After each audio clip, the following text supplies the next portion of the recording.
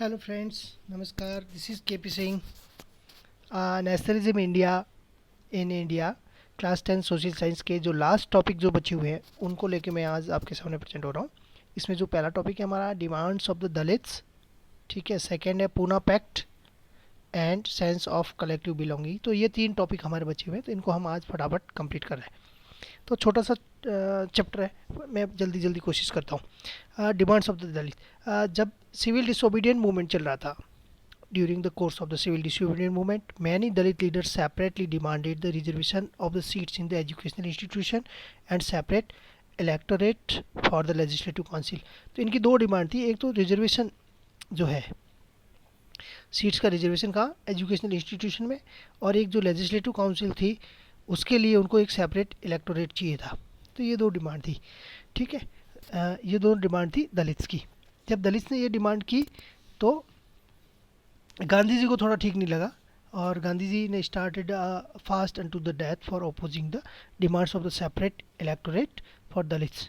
और इनका मानना था, गांधी जी ने ऐसा क्यों किया, because believe that this would disunite the Indian masses. ये जो है भारत के लोगों की एकता को खंडित करने वाला एक तरह से था, ठीक है। तो इससे जुड़ा हुआ था, पहले मैंने आपको ये बताया। और एक जो 1930 में डॉक्टर बी आर अम्बेडकर ने एक ऑर्गेनाइजेशन बनाया था दलित्स के लिए, that is known as the depressed classes association. इसको कहते हैं डिप्रेस्ड क्लासेस एसोसिएशन, ठीक है। उसके बाद में पूना पैक्ट हुआ सितंबर 1932 में। पूना पैक्ट इसलिए कहते हैं, ये पूना में हुआ था, ठीक है। और ये जो साइन हुआ था, it was sign between the Ambedkar and Gandhi ji. Gandhi ji और अम्बेडकर ने इस पर साइन किया था। और इस पूना पैक्ट को रिजर्वेशन का स्टार्टिंग पॉइंट कहा जाता है। जो आज हमारे कॉन्स्टिट्यूशन में रिजर्वेशन है, इसका स्टार्टिंग पॉइंट है ये, ठीक है। तो it gave the depressed classes reserve seats in provincial and the central legislative. इसमें प्रोविंशियल जो थी 8 प्रोविंसेस थे ब्रिटिश इंडिया में, और एक सेंट्रल लेजिस्लेटिव थी। तो इन दोनों के लिए इन्होंने एक अलग से जनरल इलेक्टोरल अवेलेबल करवाया था। किसके लिए? डिप्रेस्ड क्लासेस के लिए, ठीक है। नेक्स्ट है जो सेंस ऑफ कलेक्टिव बिलोंगिंगनेस। तो इसका मेन मतलब यह है कि जब हमारा देश आज़ाद हो रहा था तो उस टाइम में ऐसे देखें तो हम लोग बहुत सारी चीज़ों में बटे हुए थे। धर्म के आधार पे मान लो आप, भाषा के आधार पे मान लो आप, ठीक है, क्षेत्र के आधार पे मान लो आप। तो सब तरह से लोग अलग अलग बटे हुए थे, लेकिन कुछ ऐसी चीज़ें थी जिसने हमारे देश के सभी लोगों को एक फ्लैग के लिए नीचे आने के लिए मजबूर किया। उनमें से कौन सी चीज़ें थी, इनको मैं बता रहा हूँ आपको। Sense of unity and nationalism was inspired by. तो ये सेंस ऑफ यूनिटी, जो एकता की बात कर रहा था, और जो राष्ट्रवाद था, ये किससे इंस्पायर्ड था? It was inspired by the history. हमारी जो हिस्ट्री थी, हमारे फिक्शंस थे, हमारे फोकलोर्स थे। फोकलोर्स मतलब हमारी लोक कथाएँ थी, जो लोक संगीत था, और दूसरे जो गाने थे वो थे, और बहुत सारे पॉपुलर प्रिंट्स और सिंबल्स थे, ठीक है। तो इन चीज़ों से भी बहुत सारी चीज़ें हैं। तो इसमें आपको मैं बता दूं कि उस टाइम में राजा रवि वर्मा करके एक भारतीय चित्रकार हुए, तो उन्होंने बहुत सारी हमारे एंशियंट प्रिंट्स तैयार किए थे। तो वो भी एक तरह से हमारी एकता को बढ़ाने में सहायक हुए थे, ठीक है। तो अवनिंद्र नाथ टैगोर ने पहली बार भारत माता की इमेज बनाई थी। ये एक विजुअलाइजेशन था, मतलब कि ये वास्तव में कोई भारत माता नहीं हुई है, लेकिन उन्होंने इसको विजुअलाइज किया था। मतलब क्या बोलते हैं, कल्पना की थी, काल्पनिक थी पूरी तरह से। बंकिम चंद्र चट्टोपाध्याय ने एक गाना लिखा था, वंदे मातरम। ये एक्चुअल में तो लिखा गया था आनंद मठ, एक उनका उपन्यास था, नोवेल था, आनंद मठ के लिए लिखा गया था। लेकिन ये जो है हमारे राष्ट्रवादी जितने भी आंदोलन हुए, उन सारे आंदोलन का थीम सॉन्ग बन गया था। क्या बन गया था? थीम सॉन्ग, ठीक है। ड्यूरिंग द स्वदेशी मूवमेंट एक झंडा भी बनाया गया था, that is known as tricolour. Red, green और येलो कलर के थे स्ट्रिप्स इसमें, ठीक है। और इसके अंदर 8 लोटसेस बने हुए थे। तो लोटस बने हुए थे, लोटस मतलब वो लोटस जो थे 8 जो प्रोविंसेस थे हमारे ब्रिटिश इंडिया के, उनको रिप्रेजेंट कर रहे थे। एंड क्रिसेंट मून, और ये क्रिसेंट मून बना हुआ था इस तरह का, वो जो है हिंदू और मुसलमानों को रिप्रेजेंट कर रहा था। 1921 में गांधी जी ने भी एक झंडा तैयार किया था। उसको सेल्फ हेल्प, उनका जो इस झंडे को तैयार करने का था, सेल्फ हेल्प उनका मेन थीम था। सेल्फ हेल्प मतलब स्वावलंबी बनिए, आप अपना काम सारा खुद कीजिए।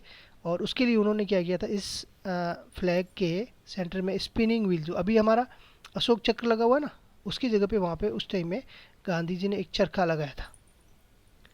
ठीक है, इस तरह का चरखा लगाया था, तो जिससे कि सूत काट के आप अपना कपड़े भी खुद बना सको।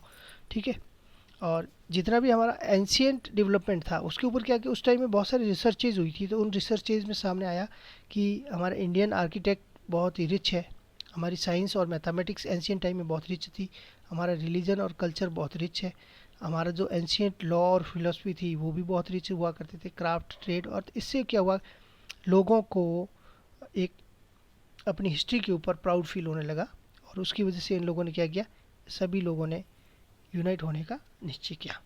तो आज के चैप्टर में ये हमारा इतना ही था, और मेन मेन चीज़ें एक बार आपको तो मैं तुम्हें आपको दोबारा से रिवाइंड करवा देता हूँ। ठीक है, दलित्स की दो ही डिमांड थी, एक तो एजुकेशनल इंस्टीट्यूशन में रिजर्वेशन और दूसरा था separate electoral legislative. B R Ambedkar ने 1930 में डिप्रेस्ड क्लासेस एसोसिएशन बनाया था। गांधी जी ने इनकी डिमांड्स की वजह से, दलित्स की डिमांड्स की वजह से इन्होंने एक फास्ट रखा था, लेकिन बाद में गांधी जी को रियलाइज़ हुआ तो उन्होंने बी आर अम्बेडकर के साथ में पूना पैक्ट किया था, और ये पूना पैक्ट जो है रिजर्वेशन का स्टार्टिंग पॉइंट है। ठीक है, सेंस ऑफ कलेक्टिव बिलोंगिंगनेस में अपने हमने बात की कि हमारी जो राष्ट्र से रिलेटेड जितनी भी चीज़ें थी उन चीज़ों को सामने लाया गया, जिसमें हमारे लोकगीत है, लोक संगीत है, लोक कथाएँ है। ठीक है, और हमारा इतिहास है, और बहुत सारे पॉपुलर प्रिंट्स सामने आए, जैसे भारत माता का चित्र है। ठीक है, और ये राष्ट्रगीत सामने आया, वंदे मातरम है। तो ये सारी चीज़ें तैयार हुई, तब जाके सारे लोग एक होने शुरू हुए, और एक नेशनलिज्म की जो क्या बोलते हैं उसको, भावना जागृत हुई लोगों में। ठीक है, और फिर ये दो फ्लैग के बारे में हमने बात किया था, एक स्वदेशी मूवमेंट के टाइम में बनाया गया था, एक गांधी जी ने बनाया था। गांधी जी वाला जो सेल्फ हेल्प को लेके मोटिवेटेड था, और इसके बीच में स्पिनिंग व्हील मतलब एक चरखा बना हुआ था, चरखा। ठीक है, the glorious development in the ancient time. और दूसरा, जितने भी उस टाइम में जितने भी रिसर्चेज हुए थे हमारी हिस्ट्री को लेके, हमारे आर्किटेक्ट को लेके, हमारी साइंस और मैथमेटिक्स को लेके, तो उससे भी अपनी हिस्ट्री के ऊपर लोगों को प्राउड फील होना शुरू हुआ। तो आज ये जो चैप्टर है आज हमारा यहीं कंप्लीट होता है, और कुछ क्वेश्चन से मैं आपके सामने रखता हूँ। Why and how is the identity of the nation symbolized in a figure. ठीक है, और ये हम लोगों ने बात की कि एक नेशन को राष्ट्र के रूप में कैसे सिम्बलाइज किया, जैसे कि अवनिंदर नाथ ने एक भारत माता का चित्र बनाया था, तो वो एक कल्पना थी, लेकिन वो लोगों को एक करने में हेल्प कर रहा था। Which political solutions were adopted by the Dalits leaders to the problems of their community. उनकी कम्युनिटी की प्रॉब्लम्स को सॉल्व करने के लिए उन्होंने दलित लीडर्स ने क्या सॉल्यूशन अडॉप्ट किए थे। What is the separate electorate, separate electorate क्या है। Why do you think Gandhi ji was against the demand of the separate electorate, और गांधी जी ऐसा क्यों सोचते थे कि भी ये जो है, हमने अभी बात की है, सेपरेट अगर इलेक्टोरेट होगा तो वो ठीक नहीं है। ठीक है, चलिए, तो इसके साथ ही हमारा जो ये चैप्टर है पूरा ख़त्म होता है, और अब इस चैप्टर से रिलेटेड कोई भी प्रॉब्लम्स हो तो आप अपनी गूगल क्लास में शेयर कर सकते हैं। ठीक है, और मुझे आप अब मेरे चैनल पे भी कमेंट करके पूछ सकते हैं। Thank you very much.